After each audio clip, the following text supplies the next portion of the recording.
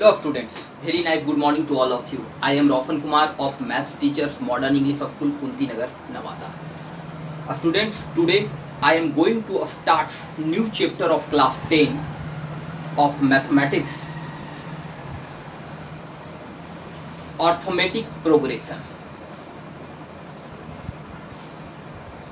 Arithmetic progression from the mathematics books R.S. Agrawal. First of all, we know about the sequence. We know about the term sequence. What is sequence? तो sequence क्या है? Sequence जो है some number arranged in a definite order. Some numbers को हम arrange करते हैं एक definite order में. According to a certain rule. According to a certain rule. एक certain rule के हिसाब से हम लोग अरेंज करते हैं कुछ नंबर्स को, तो उसी को हम लोग कहते हैं क्या? Sequence. Some numbers arranged in a definite order according to a certain rule is called a sequence. जैसे suppose that अगर हम एक एग्जाम्पल लेते हैं 2, 4, 6, 8, 10, 12 डॉट डॉट डॉट etc. तो हमने क्या किया, कुछ नंबर्स को हमने अरेंज किया, एक डिफिनिट ऑर्डर में है कि ये नंबर जो है असेंडिंग ऑर्डर में है. डिफिनिट ऑर्डर का मतलब है कि जब भी कोई नंबर्स को हम अरेंज कर रहे हैं तो या तो उसको हम असेंडिंग ऑर्डर में अरेंज करें या फिर डिसेंडिंग ऑर्डर में अरेंज करें. तो ये डिफिनिट ऑर्डर में अरेंज किया हुआ और एक सर्टेन रूल के हिसाब से है कि हर एक नंबर में 2 ऐड करने पर हमारा नेक्स्ट नंबर आ रहा है.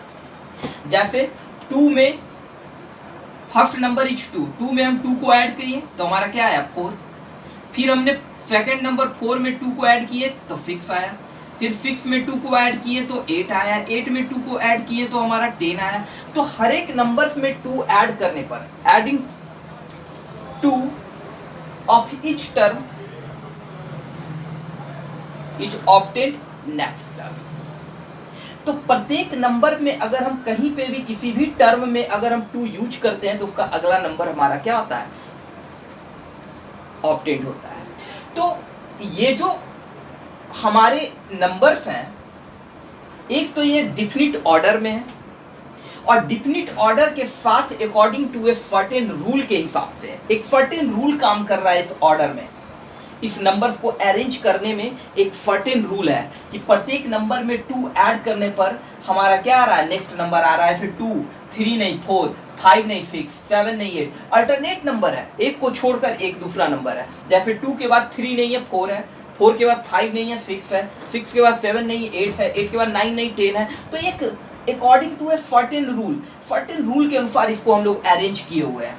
ठीक है ना? तो हम कह सकते हैं इसे कि यह एक क्या है? सीक्वेंस है.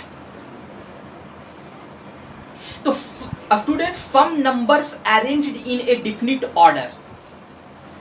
कुछ नंबर्स को हम लोग लेते हैं और कुछ नंबर्स को हम लोग अरेंज करते हैं एक डिफिनिट ऑर्डर में according to a certain rule is called a sequence. Okay. The number occurring at the nth place of a sequence. इस सीक्वेंस के nth पैलेस पे यानी कि लास्ट वाले पैलेस पे, nth टर्म यानी कि लास्ट वाले पैलेस पे, nth palace of a sequence, किसी भी सीक्वेंस के nth पैलेस पे जो नंबर आता है वो कहलाता है nth term of the sequence और general term of the sequence. वो क्या कहलाएगा? nth term of the sequence और general term of the sequence.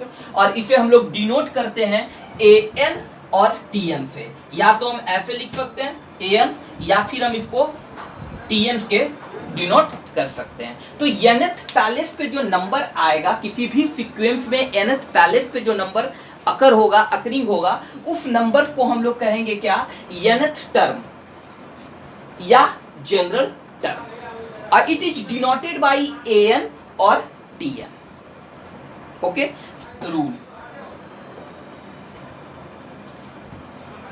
एक रूल कंसीडर करते हैं, एक रूल पे विचार करते हैं कि Tn जो हमारा है, Tn जो है वो 2n प्लस 1 है। अब देखिए ये एक रूल है कि Tn क्या है हमारा, nवा टर्म जो है वो 2n प्लस 1 है।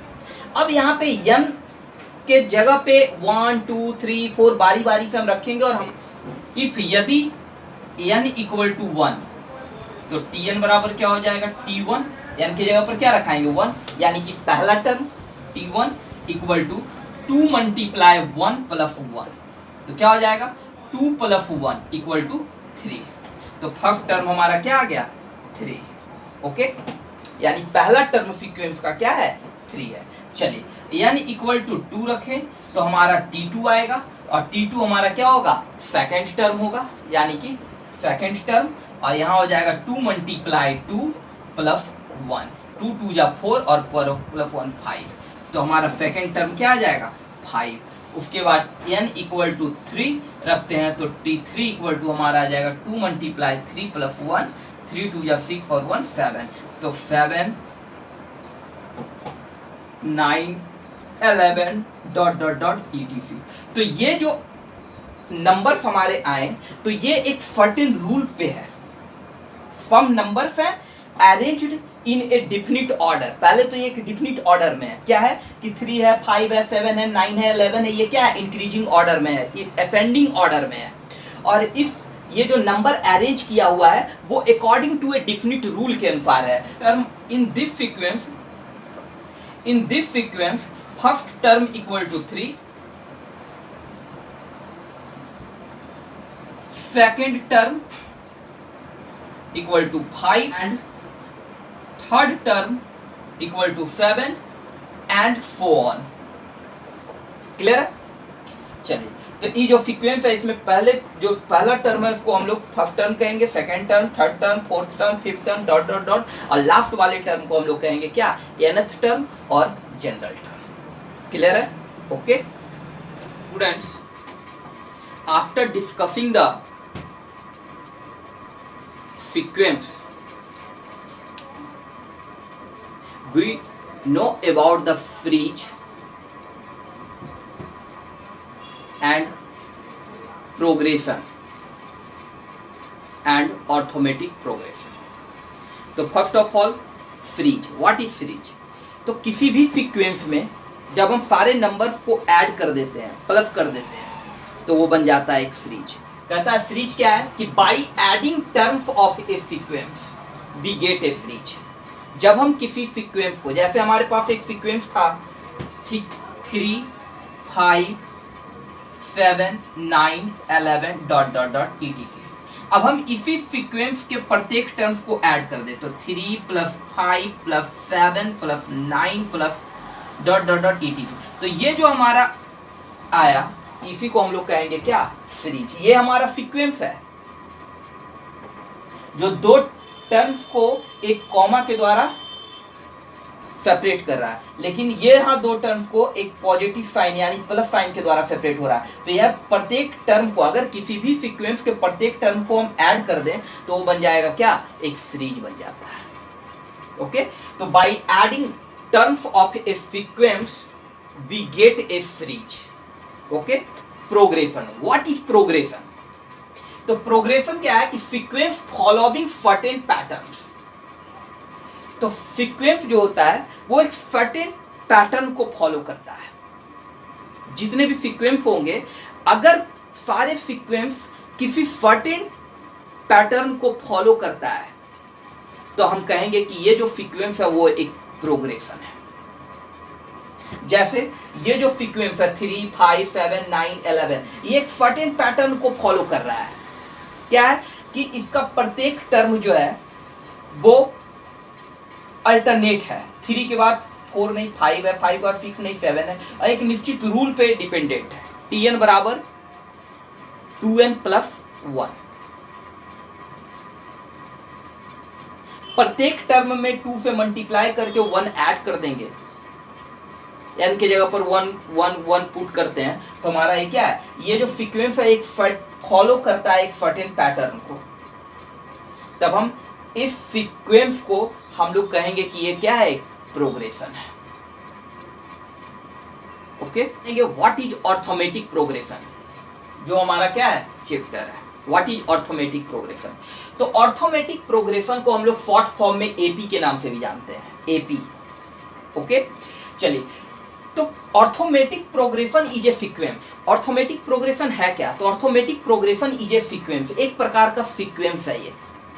कैसा सीक्वेंस है? इन विच, जिसमें कि each term except the first term को छोड़कर, इस टर्म को अगर हम छोड़ दें, क्योंकि इसके जस्ट पहले कोई टर्म है ही नहीं, तो इस टर्म को छोड़कर except the first one differs from it proceeding term by a constant. तो प्रत्येक टर्म जो है वो अपने जस्ट पहले वाले टर्म से डिफर है एक कांस्टेंट से। जैसे 5 - 3 कितना आएगा 2, 2 इज कांस्टेंट।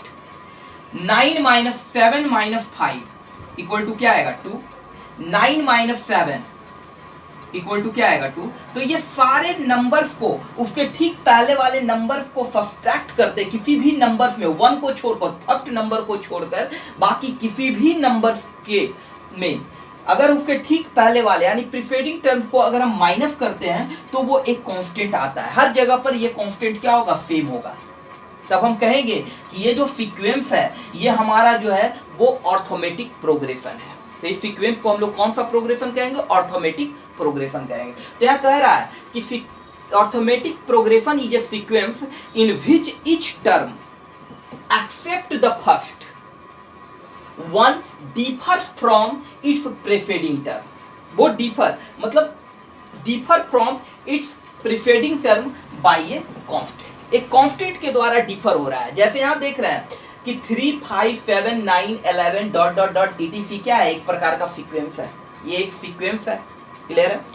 इसमें फर्स्ट को छोड़कर बाकी किसी भी नंबर्स को, जैसे 11 - 9 कितना आएगा 2, 9 - 7 कितना आएगा 2, 7 - 5 कितना आएगा 2, 5 - 3 कितना आएगा 2। तो किसी भी नंबर्स को उसके ठीक प्रीसीडिंग टर्म को उससे माइनस करेंगे, उस नंबर में, उस टर्म में किसी भी टर्म से उसके ठीक पहले वाले टर्म को माइनस करेंगे तो वो एक कांस्टेंट होगा।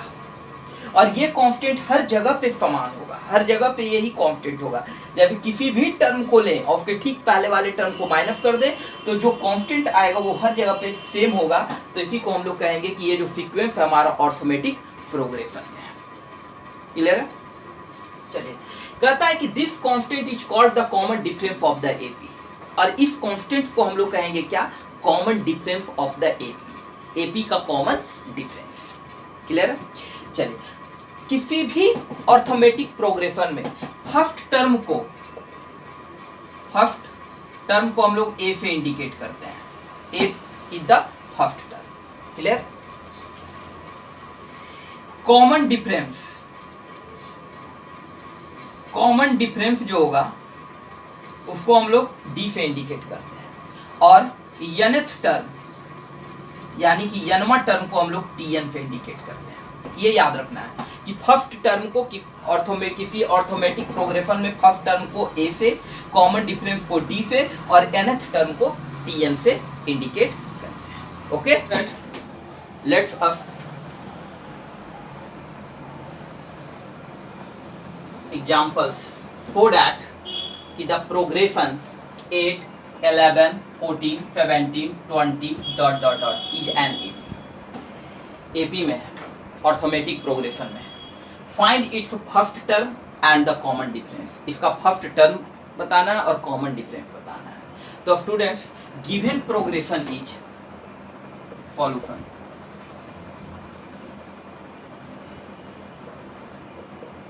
गिवन प्रोग्रेशन क्या है, 8, 11, 14, 17, 20 डॉट डॉट डॉट। ओके,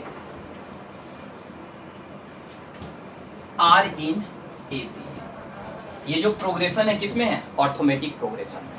तो first term, find the first term. तो first term equal to a equal to 8, okay, and 11 - 8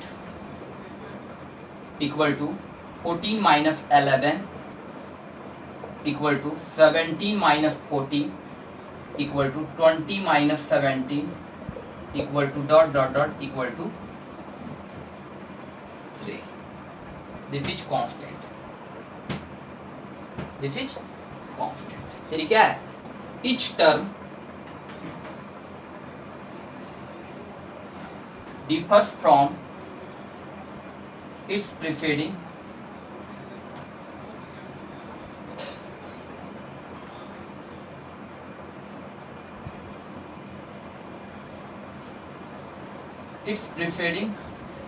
term by a constant, by a 3. So the common difference equal to 3. Common difference क्या हो जाएगा 3 और first term हमारा क्या होगा 8. Okay. अब students next is to find the general term of an AP. General term it means nth term. To find the nth term और general term of AP it means arithmetic progression. Clear है. चलिए कि if the first term of an AP is a. मान लेते हैं कि एक AP का फर्स्ट टर्म जो है ए है and its common difference is d. Common difference d है. देन फॉर दैट दिखाना है कि nth term of AP is tn equal to a plus n minus 1 into d. Okay. चलिए in the given AP first term equal to a. First term क्या है हमारा a है. First term is a and the common difference equal to d. So given AP is written as a plus d, a plus 2d, a plus 3d dot dot. In this AP we have first term हमारा क्या है a और a को हम लोग क्या लिख सकते हैं a plus 1 minus 1 into D. 1 minus 1 equal to 0. 0 into D खत्म. तो हमारा क्या बचेगा a. सेकेंड टर्म क्या हो जाएगा a प्लस डी. तो a प्लस डी को हम लोग लिख सकते हैं a plus 2 minus 1 into d. Clear. उसी तरह से थर्ड टर्म को हम लोग क्या लिखेंगे a प्लस 2d. तो यहाँ हो जाएगा a plus 3 minus 1 into d. देखिएगा first term 1 minus 1 into d. a plus 1 minus 1 into d first term. Second term a plus d होता है और a प्लस डी को हम लिखेंगे a plus 2 minus 1 into d. a plus 2 minus 1 into d. a plus D को हम second term को क्या लिखेंगे a plus 2 minus 1 into D. Third term हमारा होगा a प्लस 2d. टर्म है थर्ड और यहाँ है क्या a प्लस 2d. टर्म क्या है सेकेंड है और है हमारा क्या a प्लस d. और सेकेंड टर्म को हम लिखेंगे a plus 2 minus 1 into D. Third term को लिखेंगे a plus 3 minus 1 into D. ठीक उसी प्रकार फोर्थ टर्म को हम लोग लिखेंगे a plus 3d a plus 4 minus 1 into d. Clear है. Dot dot dot dot dot इसी तरह से बढ़ता जाएगा कि फिफ्थ टर्म को हम लोग लिखेंगे a plus 5 minus 1 into d और a प्लस 4d को हम लोग कहेंगे फिफ्थ टर्म. फोर्थ टर्म क्या a plus 3d. First term क्या a. सेकेंड टर्म क्या a plus d. a plus d को हम लिखेंगे a plus 2 minus 1 into D. Third term क्या a plus 2d. a plus 2d को हम लिखेंगे a plus 3 minus 1 into D. Fourth term क्या है a plus 3d. a plus 3d को लिखेंगे a plus 4 minus 1 into D. उसी तरह से फिफ्थ टर्म हो जाएगा a plus 4d. a plus 4d को हम लिखेंगे a plus 5 minus 1 into D. उसी तरह से nth टर्म जब आएगा तब हम इसको लिखेंगे क्या a प्लस. फोर्थ टर्म था तो 3d था. थर्ड टर्म था तो 2d था. तो nth टर्म जब रहेगा तो a plus n minus 1 into D. ठीक जैमा टर्म है उसमें एक कम d है. यहाँ फोर्थ टर्म है तो 3d है. तो nth टर्म है तो n minus one into d, यानी n से जस्ट पहले एक n minus one into d, और n minus one into d को भी हम लिखेंगे क्या, a plus n minus one into d, a plus n minus one into d. तो general term of an AP Tn बराबर हमारा क्या होगा, nth टर्म को हम लोग क्या कहेंगे Tn, और Tn बराबर क्या हो जाएगा a plus n minus one into D, where a is the first term and d is the common difference in this। Tn बराबर a plus n minus one into D में Tn क्या है, nth term यानी कि last term जो हमारा होगा वो Tn होगा। Tn बराबर क्या हो जाएगा, last term, Tn equal to last term, इसको हम लोग L से भी इंडिकेट करते हैं। Tn बराबर last term, A equal to first term,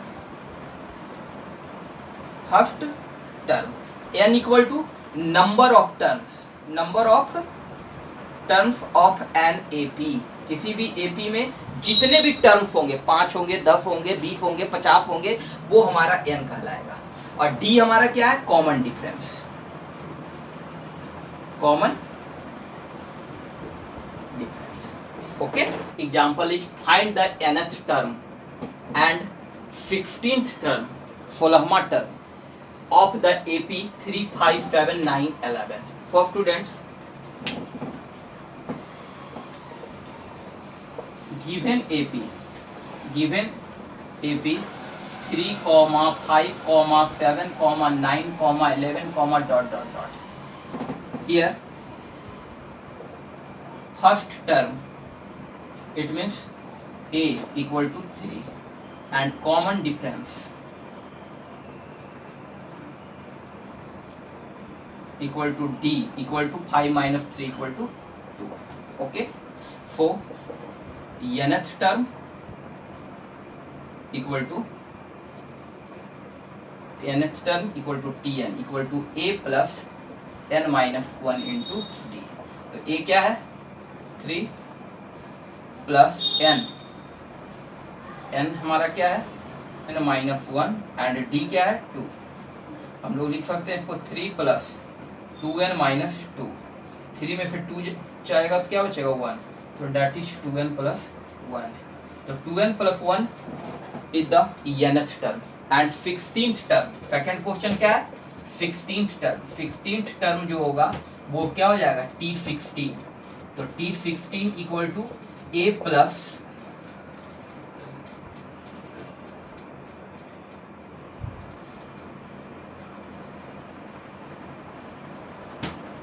16 minus 1 into d, that is a plus 15d। a plus 15d को हम लोग कहेंगे 16 टर्म। चलिए a प्लस a के जगह पर क्या है 3 और प्लस 15 और मल्टीप्लाई d क्या हो जाएगा 2, क्या हो जाएगा 3 प्लस 30 इक्वल टू 33।